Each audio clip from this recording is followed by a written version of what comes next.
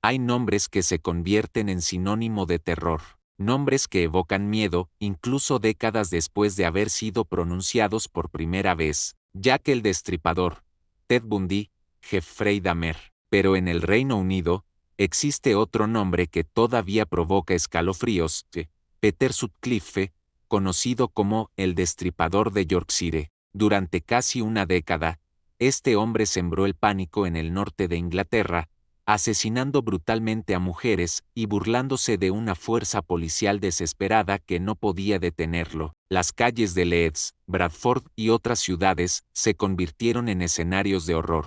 Hoy, vamos a adentrarnos en la mente y el recorrido de uno de los asesinos en serie más infames de la historia británica. Descubriremos sus orígenes, sus crímenes, la desesperación de la policía y, sobre todo, el legado de dolor que dejó detrás. Prepara tu mente y tu corazón, porque lo que estás a punto de escuchar no es una simple historia de crimen, es un viaje al lado más oscuro de la naturaleza humana. Peter William Sutcliffe nació el 2 de junio de 1946 en Bingley, una pequeña localidad de Yorkshire, Inglaterra. Fue el primer hijo de Kathleen y John Sutcliffe, una pareja de clase trabajadora. Desde muy pequeño, Peter fue un niño tímido, retraído y con una personalidad introvertida. Su padre, John, era un hombre fuerte y dominante, que aspiraba a que su hijo fuera un hombre rudo y sociable. Sin embargo, Peter parecía completamente ajeno a las expectativas paternas. A medida que crecía, Peter empezó a mostrar un interés extraño y oscuro por el mundo femenino. Según relatos de su infancia, solía escuchar conversaciones sobre prostitutas en el barrio y se obsesionó con la idea de mujeres impuras. Durante la adolescencia, Peter trabajó en diferentes empleos temporales, como obrero, enterrador y camionero. Sus compañeros lo describían como alguien tranquilo, pero con momentos en los que parecía desaparecer mentalmente. Era alguien que podía estar físicamente presente, pero cuya mente viajaba a lugares desconocidos. Su relación con las mujeres era extraña, no lograba conectar emocionalmente, aunque en apariencia se mostraba educado y servicial. En 1974, se casó con Sonia Surma, una maestra de origen checo. Desde afuera, la pareja parecía estable, pero por dentro, el monstruo ya estaba gestándose. El primer ataque conocido ocurrió en 1969. Una mujer fue atacada con un martillo por un hombre que huyó rápidamente cuando un coche se acercó. La víctima sobrevivió,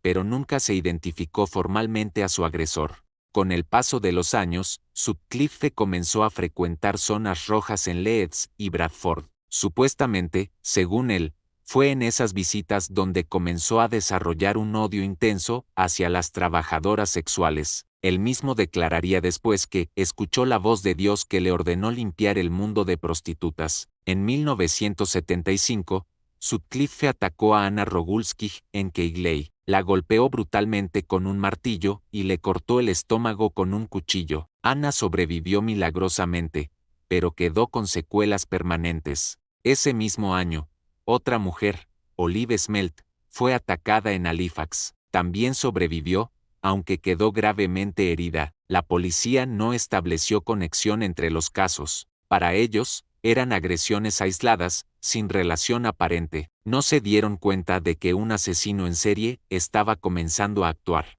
En octubre de 1975, todo cambiaría. Sutcliffe cometió su primer asesinato. Su víctima, Wilma McCann, madre de 4 hijos, la encontró en una parada de autobús, la golpeó con un martillo y la apuñaló repetidamente. Esta vez, no hubo milagro. Wilma murió en el acto. Con este crimen, el Destripador de Yorkshire había nacido oficialmente. El asesinato de Wilma McCann en octubre de 1975 no solo marcó el inicio de una larga serie de crímenes, sino que también sumergió a Yorkshire en una pesadilla colectiva. Wilma era madre de 4 hijos pequeños. Esa noche había salido a beber, buscando quizás un poco de distracción de su dura realidad cotidiana. Cuando la encontraron muerta, apuñalada y brutalmente golpeada con un martillo, la comunidad quedó conmocionada. Los periódicos se llenaron de imágenes de sus hijos, mostrándolos abrazados, confundidos, sin entender que su madre no volvería jamás. Fue una imagen que desgarró al país y marcó el tono de los años siguientes. La policía movilizó a cientos de oficiales, se revisaron más de 1.500 declaraciones y se investigaron casi 300 sospechosos. Pero a pesar del esfuerzo, no hubo ningún arresto significativo. Las noches se volvieron silenciosas, las mujeres dejaban de salir solas, los bares, normalmente llenos de risas y música, se vaciaban temprano. Poco después, el 20 de enero de 1976, apareció el cuerpo de Emily Jackson. Emily tenía 42 años, estaba casada y tenía hijos. Junto a su esposo, había decidido ofrecer ocasionalmente servicios sexuales para apoyar la economía familiar, ya que el negocio de taxis de su esposo estaba en crisis. Aquella noche, Emily subió a la furgoneta con un cliente que parecía tranquilo. Nunca regresó. Su cuerpo fue hallado cerca de un terreno baldío. Sutcliffe la golpeó con un martillo y la apuñaló al menos 50 veces. Las heridas eran tan profundas que el forense comentó que parecía que el asesino había descargado toda su rabia en ella. El asesinato de Emily Jackson hizo que la policía intensificara aún más la búsqueda. Comenzaron a repartir volantes,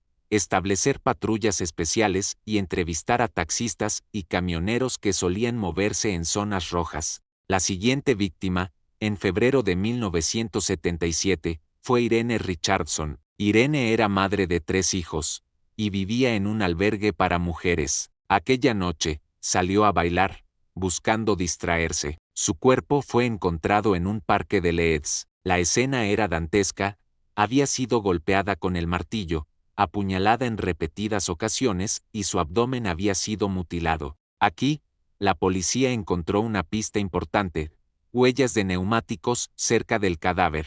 Esta evidencia sugería que el asesino había usado un coche para transportar o abandonar el cuerpo. Sin embargo, el análisis de huellas y neumáticos en aquella época era lento y extremadamente manual. Aún así, se empezó a construir un perfil: un hombre con coche, que frecuentaba áreas de prostitutas, que probablemente trabajara en horarios nocturnos. A pesar de las nuevas pistas, el destripador siguió libre. La policía, presionada por los medios y la comunidad, comenzó a recibir miles de llamadas y cartas con posibles sospechosos. La desesperación crecía. En abril de 1977, Jayne MacDonald, de tan solo 16 años, fue asesinada. Jayne no era trabajadora sexual ni estaba involucrada en actividades nocturnas. Era una joven alegre, cariñosa y llena de planes para el futuro. Su muerte provocó una oleada de indignación pública. Hasta ese momento,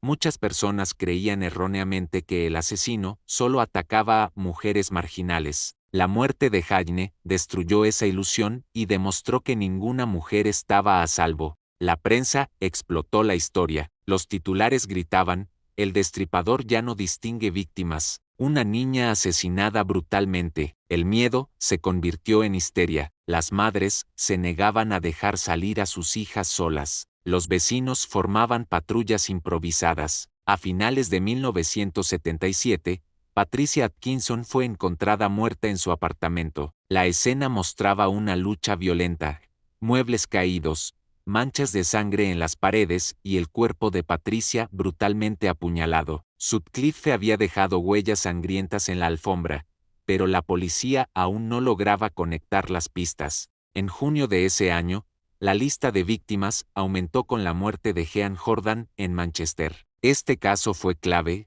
Sutcliffe había dejado un billete de 5 libras cerca del cuerpo. La policía rastreó el billete y logró reducir la lista de sospechosos a decenas de hombres. De hecho, Sutcliffe fue interrogado en esta ocasión, pero presentó una coartada y fue liberado. En los años siguientes, la investigación se volvió un laberinto infernal. Más de 250.000 entrevistas, miles de declaraciones, y un volumen de papeleo que llenaba habitaciones enteras. Los oficiales trabajaban jornadas extenuantes, durmiendo en sus escritorios, revisando una y otra vez las mismas pistas. A pesar de todo, el asesino parecía estar siempre un paso adelante. Jugaba con la policía y con la opinión pública. Su firma, Los golpes con martillo, las puñaladas salvajes y la mutilación post-mortem se consolidó como la marca de un sádico que disfrutaba cada detalle. Mientras tanto, Sutcliffe llevaba una doble vida perfecta. Ante su esposa Sonia, era un hombre trabajador, atento, aunque reservado. Iba a reuniones familiares, visitaba a sus suegros, reía en bodas y celebraciones. Nadie sospechaba que, en las noches, se transformaba en el monstruo que tenía a todo un país paralizado. En esos años, muchos investigadores posteriores señalaron que la incapacidad para conectar los crímenes se debió no solo a la falta de tecnología, sino a un prejuicio social. La policía consideraba que, al atacar principalmente a trabajadoras sexuales, había menos presión inicial. Este sesgo hizo que se ignoraran testimonios clave y se desestimaran pistas que podían haber cambiado el curso de la investigación. Cada nuevo asesinato se sentía como una bofetada a la sociedad y a la policía. Cada víctima era un recordatorio brutal de que el destripador estaba libre y no iba a detenerse.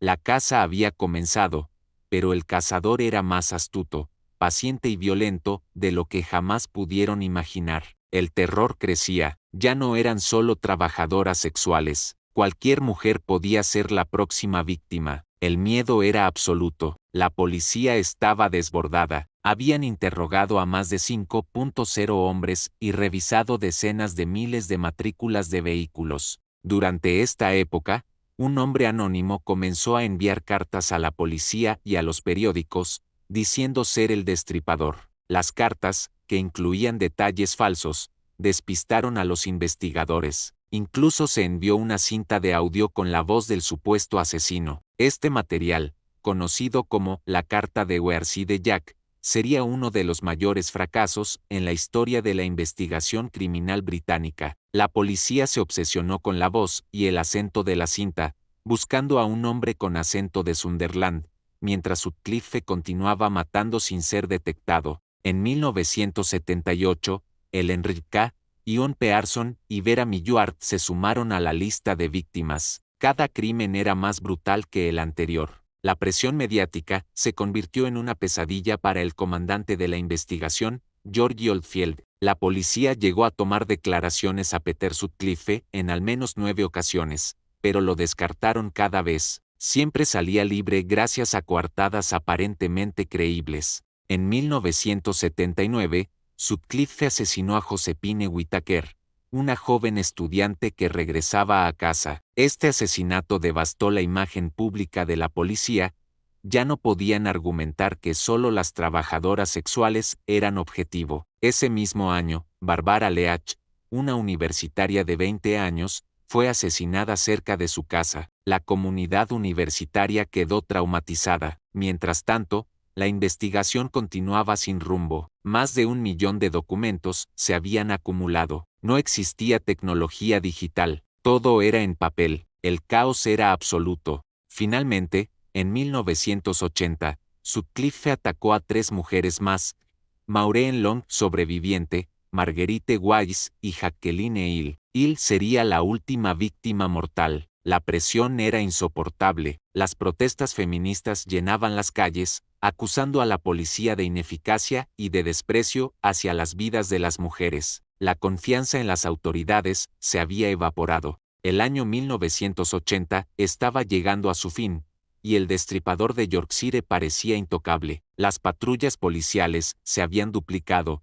las mujeres caminaban en grupos, los bares y discotecas cerraban temprano, y los padres recogían personalmente a sus hijas de las paradas de autobús. Sin embargo, el monstruo seguía cazando. Las autoridades, totalmente saturadas, revisaban cada pista con desesperación. Se habían recopilado más de 1 millón de fichas en papel, descripciones de sospechosos, declaraciones, informes forenses, llamadas anónimas. Era una montaña de información que nadie podía procesar en tiempo real. Mientras tanto, Peter Sutcliffe seguía con su doble vida. En su hogar, Sonia, su esposa, continuaba sin notar nada extraño. Peter trabajaba como camionero, viajando a diferentes ciudades y aprovechando sus rutas para moverse con libertad. Esa rutina nómada fue la que lo mantuvo fuera del radar durante tanto tiempo. El 2 de enero de 1981, una patrulla rutinaria cambió el destino de toda una nación. Esa noche fría en Sheffield, dos policías, Robert Dess y Robert Rhin, estaban patrullando un área conocida por ser punto de encuentro de prostitutas. Vieron un Rover 3500 estacionado de manera sospechosa con dos personas dentro. Cuando se acercaron, encontraron a Peter Sutcliffe, acompañado por una joven trabajadora sexual. Los agentes pidieron los datos del vehículo y notaron algo extraño: la matrícula era falsa. En cuestión de segundos, decidieron arrestar a Sutcliffe por la infracción. Nadie imaginaba que acababan de detener al hombre más buscado de Inglaterra. Llevado a la comisaría de Dewsbury, Peter se mostró inicialmente tranquilo, casi indiferente, respondía con monosílabos, evitaba el contacto visual y parecía ensimismado. Sin embargo, cuando comenzaron a verificar sus datos, emergieron inconsistencias. Los agentes descubrieron que Sutcliffe había estado usando placas robadas y que ya figuraba en la extensa base de datos de posibles sospechosos entrevistados años atrás. Mientras tanto, un oficial fue enviado al lugar donde Sutcliffe había sido arrestado para buscar evidencia adicional. Ahí, entre unos arbustos cercanos, encontraron un martillo y un cuchillo escondidos. Fue la pieza clave. Ya no era solo un hombre con matrículas falsas. Era el asesino que habían buscado durante 6 años. Cuando le mostraron los objetos hallados, Peter cambió su actitud. Primero negó todo. Después, su mirada empezó a vacilar. Se frotaba la cara, sudaba y no podía mantener la calma. Finalmente, en un momento de tensión máxima, Peter se derrumbó. «Soy el destripador», murmuró. Las palabras parecieron paralizar la sala. El silencio fue absoluto. Los oficiales se miraron incrédulos. ¿Podía ser tan simple? ¿Así acababa la casa más grande de la historia moderna británica? Durante los siguientes días, Peter Sutcliffe fue interrogado sin descanso. Su confesión fue escalofriante. Contó detalles minuciosos de cada asesinato, qué arma usó, cómo acechó a cada víctima, los pensamientos que lo atormentaban y la voz que aseguraba escuchar, dándole la orden de matar. Me dijo que limpiara las calles de mujeres inmorales, explicó con una frialdad que heló la sangre de los detectives. Según él, era Dios quien le hablaba directamente. Esta supuesta justificación religiosa revelaba el profundo delirio y odio que guardaba en su mente. A medida que describía cada asesinato,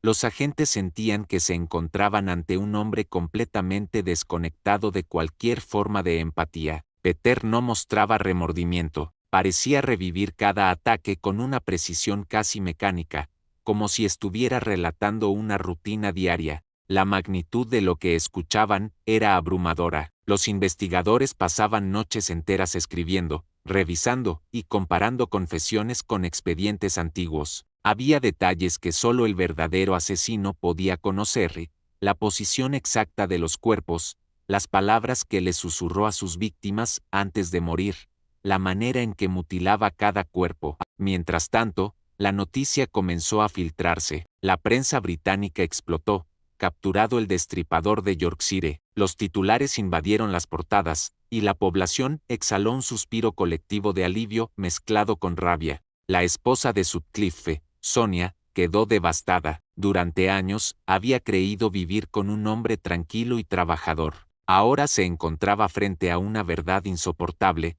Había compartido su cama con un monstruo. Sonia insistió en que nunca sospechó nada, y los reportes indican que estuvo al borde de una crisis nerviosa. El 5 de enero de 1981, Peter Sutcliffe fue acusado formalmente de 13 asesinatos y 7 intentos de asesinato. Lo trasladaron a una prisión de máxima seguridad, con vigilancia permanente, ya que existía el temor de que otros reclusos intentaran matarlo para ganarse notoriedad.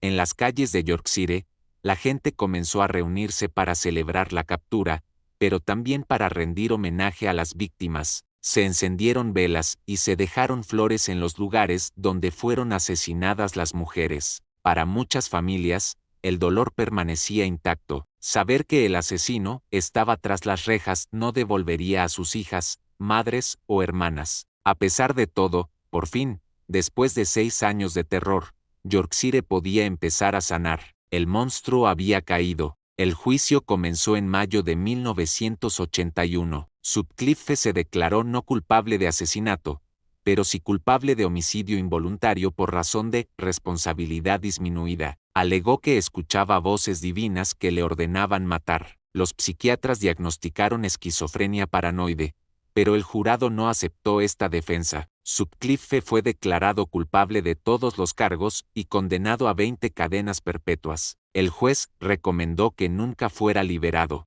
Fue enviado al hospital psiquiátrico Broadmoor, donde permaneció gran parte de su condena. Posteriormente, fue transferido a una prisión de alta seguridad. A lo largo de los años, Sutcliffe se convirtió en una figura de culto macabro. Recibía cartas de admiradores y entrevistas morbosas. Las familias de las víctimas vivieron con el dolor constante y la presión mediática durante décadas. El destripador de Yorkshire no solo destruyó vidas, sino que paralizó comunidades enteras y obligó a un país a replantear sus valores y sus instituciones. Hoy, su historia sirve como advertencia de los monstruos que pueden esconderse a plena vista, y de las consecuencias de la negligencia institucional. Detrás de cada número y cada titular, había madres, hijas, amigas y estudiantes. Historias truncadas por un hombre que encontró en la oscuridad su razón de ser.